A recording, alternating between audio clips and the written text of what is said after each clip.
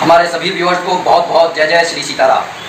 जैसा कि जीवन में हमारा हमेशा भगवान की तरफ झुकाव रहता है और इस झुकाव के पीछे सबसे बड़ा कारण ये होता है कि हमारे घर परिवार में हमेशा हमारे को ये शिक्षा दी जाती है कि सुबह जल्दी उठकर नहा धोकर भगवान के सामने आपको हाजिरी देनी है, हाथ जोड़कर प्रार्थना करनी है। और हम वहाँ पर ये देखते हैं कि भगवान के सामने एक दीवला प्रज्वलित है, वहाँ पर धूप बत्ती जलाई जा रही है, वहाँ पर प्रसाद रखा हुआ है और एक सुरीली आरती भगवान जी के नाम की गाई जा रही है। तो बचपन से ही जो घर के जो संस्कार होते हैं वो हमारे को कहीं ना कहीं प्रभावित करते हैं, लेकिन धीरे धीरे जब मनुष्य बड़ा होता है तब उसको ये मालूम पड़ता है कि भगवान की शरण में जाने पर हमारे को उनकी कृपा मिलती है, हमारे जो बिगड़े हुए काम हैं वो बनने लगते हैं। और ज़्यादातर सारा हिंदू समाज ही क्या, जो भी किसी भी मजहब का है, सभी अपने अपने इष्ट को याद करके किसी भी नए कार्य की शुरुआत करते हैं। तो सबसे बड़ी बात यह है कि हम प्रार्थनाएं इसलिए कर रहे हैं, ज़्यादातर तो स्वार्थवश होकर ही ये प्रार्थनाएं की जा रही हैं। वो प्रार्थनाओं के पीछे सबसे बड़ा कारण ये है कि प्रभु हमारे से नाराज ना हो, भगवान हमारे से नाराज ना हो, हमारे पर उनकी कृपा सदा हमेशा के लिए बनी रहे। अब इस कृपा को, कि ये कृपा अनवरत बनी रहे, हम ये प्रयास करते हैं कि कोई ऐसी पद्धति हमारे को मालूम पड़ जाए, कोई ऐसा नियम हमारे को मालूम पड़ जाए जिससे काफ़ी शॉर्ट तरीके से हमारे को भगवान की कृपा मिलने लगे और हम अपने जीवन में उनके द्वारा किए जाने वाले चमत्कारों को घटित होते हुए अपनी आंखों से देख सकें। इसीलिए जो लोग हैं ये प्रयास करते हैं कि अपनी उंगलियों में विभिन्न तरह के रत्न धारण करते हैं, माथे पर तिलक लगाते हैं, गंडा ताबीज पहनते हैं। इसी से जुड़ा हुआ एक प्रश्न आज हमारे एक भाई ने पूछा है और वो इसी से रिलेटेड है, इसलिए मैंने अपनी इस वीडियो में उसको शामिल किया है। जहाँ तक मुझे लगता है कि वो भी हनुमान भक्त होंगे और हनुमान जी में उनका अटूट विश्वास होगा, क्योंकि बिना विश्वास के कोई प्रश्न करता नहीं है। और सबसे बड़ी जो हम मनुष्यों में देखिए कहीं ना कहीं थोड़ा स्वार्थ होता है कि हम ये रत्न धारण करेंगे, तिलक लगाएंगे तो शत्रु बाधा से बचे रहेंगे, भूत बाधा से बचे रहेंगे और भगवान की कृपा के पात्र बनेंगे। तो उनका नाम है राज कोहली और उन्होंने प्रश्न ये किया है कि तो राज कोहली जी, आपने प्रश्न ये किया है कि हनुमान जी के लॉकेट पहनने का नियम क्या है।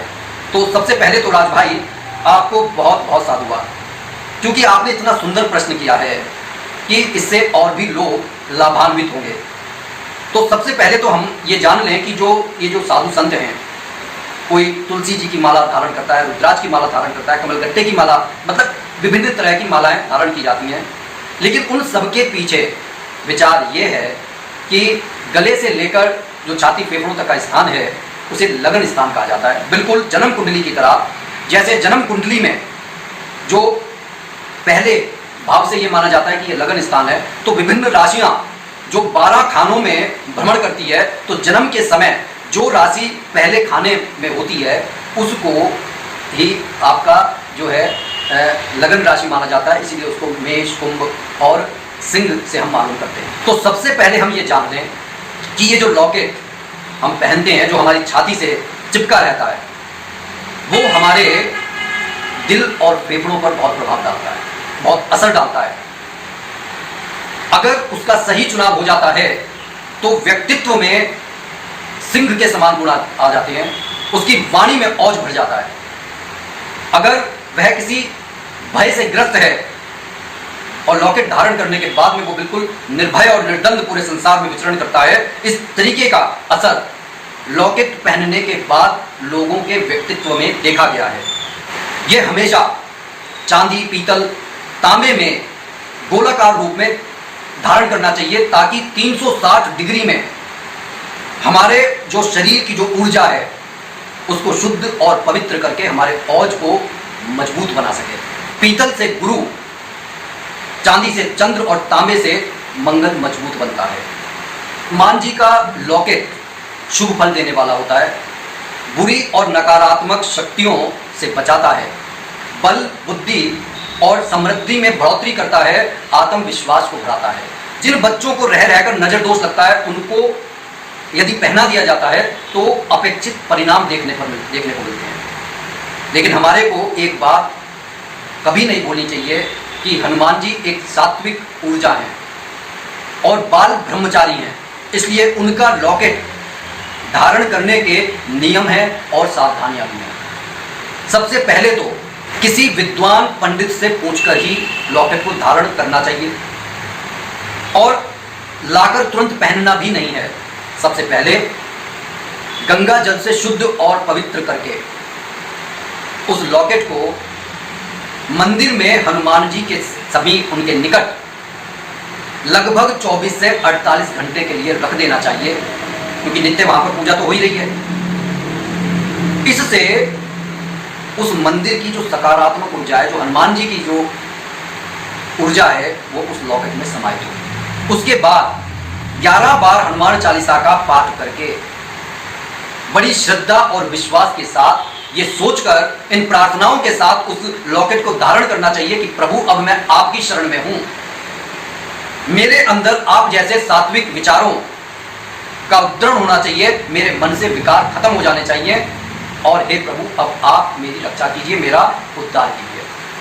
अगर ये लॉकेट किसी बच्चे को पहनाया जा रहा है, तब उस बालक को ये समझा देना चाहिए कि इस लॉकेट को झूठे हाथ नहीं लगाने हैं। और यदि आप नहाते समय जब अगर नहाने के लिए जाएं तो इस लॉकेट को उतारकर साफ सुथरी जगह पर रख दें और पुनः साफ करके पूरी श्रद्धा के साथ उसको धारण कर लें।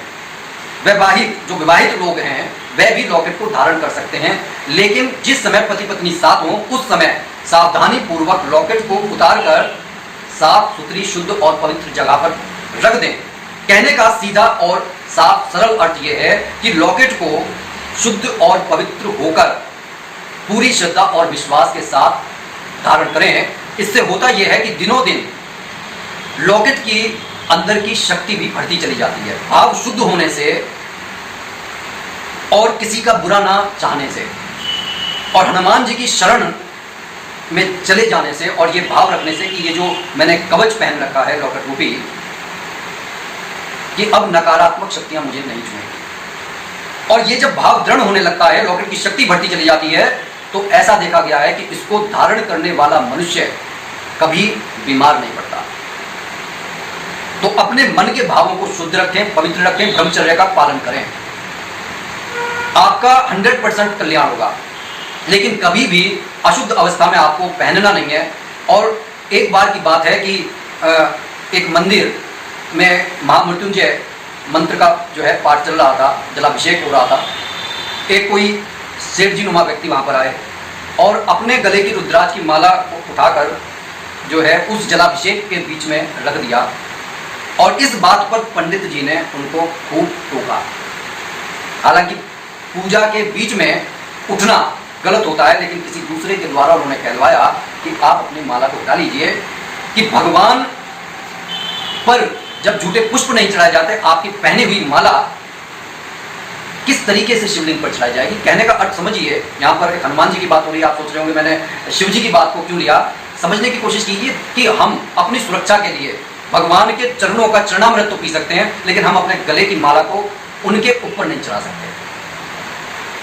और खास तौर पर संयमहीन व्यक्ति महाबली हनुमान के लॉकेट को धारण करने से बचे, नहीं तो फायदे की जगह नुकसान होगा। और भी हमारे भाइयों के मन में कोई सवाल हो तो वो सादर आमंत्रित हैं, और जो हमारे चैनल पर नए हो वो कृपया सब्सक्राइब कर लें। बाकी लाइक शेयर कमेंट जरूर करें, इससे हमारे को मोटिवेशन मिलता है। अपने वाणी को यहीं पर विराम देते हुए जय जय श्री सीताराम।